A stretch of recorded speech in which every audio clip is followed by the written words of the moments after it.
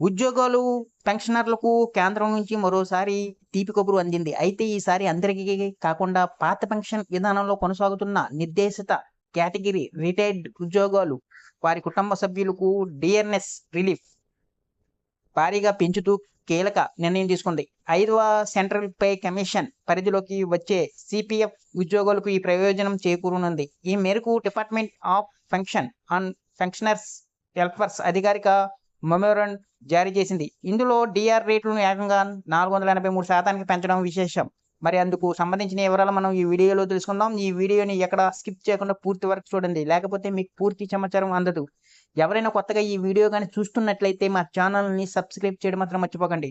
ఇంకా వివరాల్లోకి వెళ్తే, కేంద్రం ఆర్థిక మంత్రిత్వ శాఖ వ్యయ విభాగం ఆమోదంతో పెన్షన్ల శాఖ ఈ మేరకు ఉత్తర్వులను జారీ చేసింది. సవరించిన ఈ కొత్త డిఆర్ఎస్ రిలీఫ్ రేట్లు జూలై 1, 2025, జనవరి 1, 2026 నుంచి అమలులోకి రానున్నాయి. ఈ పెరిగిన డిఆర్ ప్రయోజనం కేవలం పరిమిత కేటగిరీకి చెందిన పాత సిపిఎఫ్ లబ్ధిదారులకు మరియు వారి కుటుంబం సభ్యులకు మాత్రమే వర్తిస్తుంది. నవంబర్ 18, 1960 నుంచి డిసెంబర్ 31, 1985 మధ్య కాలంలో రిటైర్డ్ అయి బేసిక్ ఎక్స్గ్రేషియా చెల్లింపులు అందుకుంటున్న సిపిఎఫ్ లబ్ధిదారులు దీనికి అర్హులు.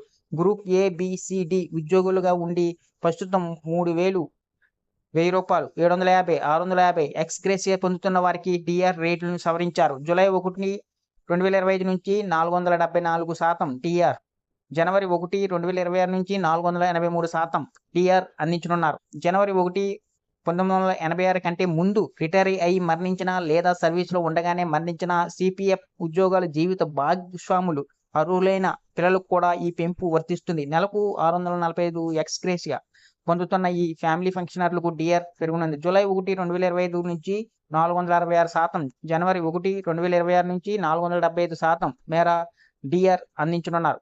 ఇవే కాకుండా నవంబర్ 18, 1960 కంటే ముందు రిటైర్ అయ్యి 654, 659, 703, 965 ఎక్స్గ్రేషియా పొందుతున్న నిర్దేశ కేంద్ర ప్రభుత్వం మాజీ ఉద్యోగులకు సైతం ఈ సవరించిన రేట్లు వర్తిస్తాయి. కొత్త రేట్లు ప్రకారం డిఆర్ మొత్తాన్ని లెక్కించేటప్పుడు పైసల్లో తేడా వస్తే వాటిని తదుపరి రూపాయికి సవరించాలని ప్రభుత్వం స్పష్టం చేసింది.